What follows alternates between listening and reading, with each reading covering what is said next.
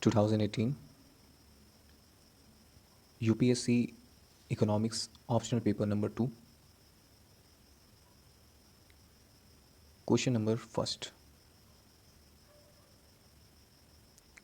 It is asking here,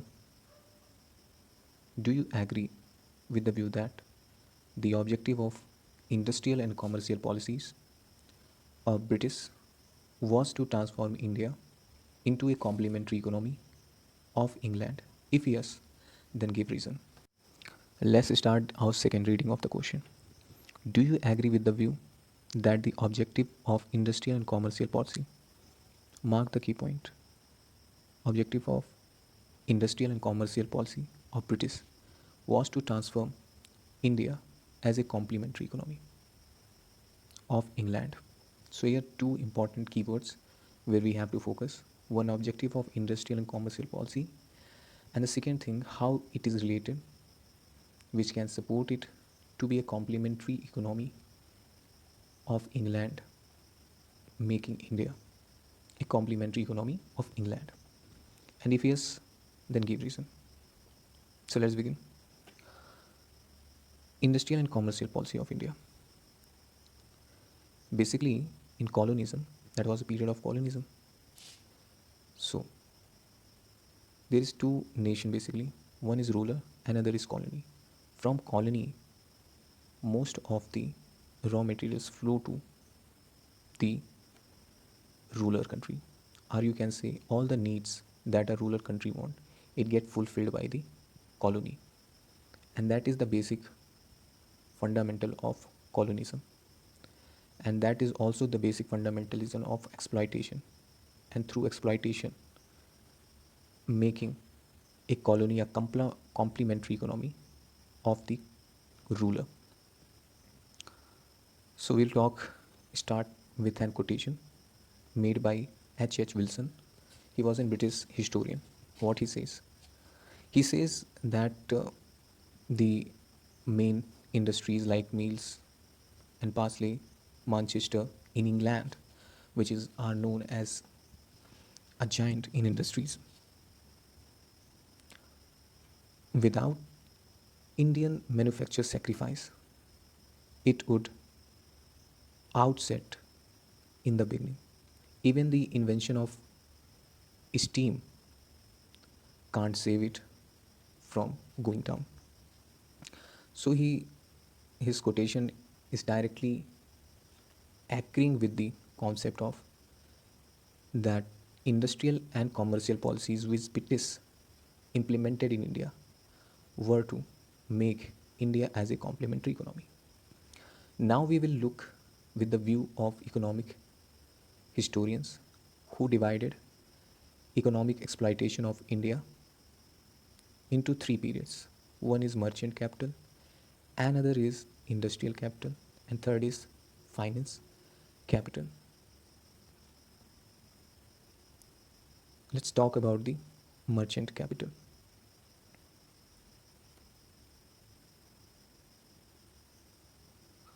So the period of merchant capital was from the Battle of Plassey to end of 18th century. How? So you know well, East India Company came in India in 1600. They came to India from the purpose of trade. But you can only trade when there is a barter system. Means you have to give something which I require and I will give you something which you require. India has the thing which England required. Are the merchant adventurers who came to India. They were getting what they need. But India's need can't be fulfilled by the adventurers. So they come with gold and silver to trade with India in the initial stages. And they trade with that. But as after the Battle of Plassey, they got the after the Battle of Plassey, they involved in political system of India, of the country, through which they had started trade like monopoly, making their profit maximum, or earning what they need. Let's see what actually happened in mercant capitalist period. They started plundering in the name of trade. They started plundering in the name of trade. How? Let's see. If you want to trade in that particular period too, there were some like dastaks, right? Which one require for free trade. And what the Britishers do? They use themselves and also sells to other merchants, making them friends, making them ally, and with this system, they ruin the trade system.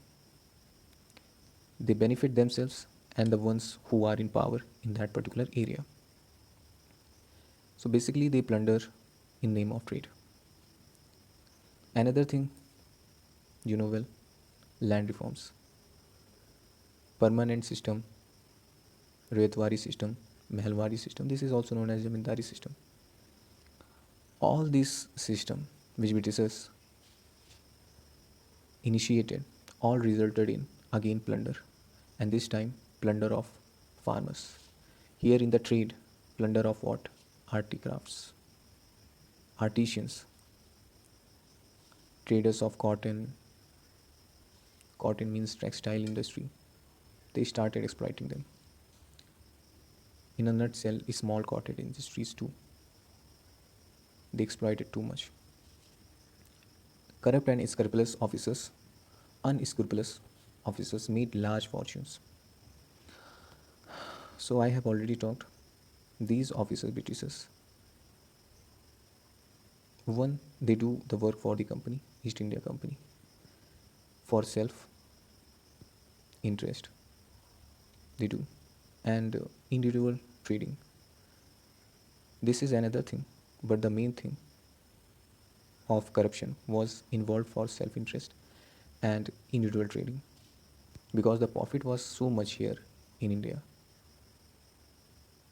that the officers become unscrupulous, become corrupt to involve in such illegal work to gain profit and accumulate capital. Now we'll talk about the second exploitation period, which was from beginning of the 19th century and end at the 19th century. That is industrial capital. So how their industrial capital came? So basically they export machine good to India. Why? Because England's textile industry or any other industries which was based on agriculture cannot compete with India at all.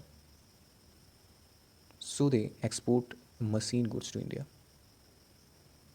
in this particular period. Later what happened? They increases the custom duty and free trade of import in India. India's when India exported to England